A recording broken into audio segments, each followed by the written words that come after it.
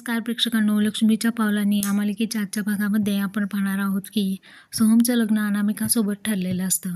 परंतु सोहम आणि काजल दोघं एकमेकांवरती खूप प्रेम करत असतात. परंतु सिच्युएशनच अशा निर्माण झालेल्या असतात की दोघंही यामध्ये काहीही करू शकत नाहीत. अशा परिस्थितीमध्ये कला आणि अद्वैत या दोघांनी काजलला त्यांच्या घरी आणलेलं असतं. सोहमच्या लग्नामध्ये थोडीफार हेल्प होईल यासाठी.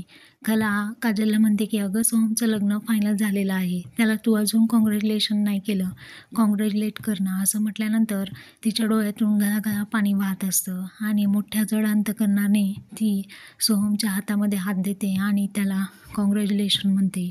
तशीच काही परिस्थिती सोहमची झालेली आपल्याला पाहायला मिळत असते. मनाविरुद्ध असतानाही अनामिकासोबत लग्न करण्यासाठी सोहम तयार झालेला असतो. या केसमध्ये आपल्याला असं दिसत आहे की दोघांचाही इगो अडवा आलेला असतो. कारण सुरुवातीला काजल सोहमला नाही म्हणालेली असते. या गोष्टीमुळे सोहम खूप डिस्टर्ब झालेला असतो.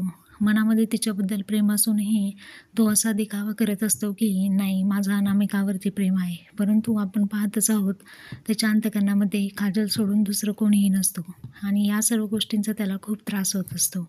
इतक्यात त्याच्या लग्नाचे ड्रेस देखील आलेले असतात.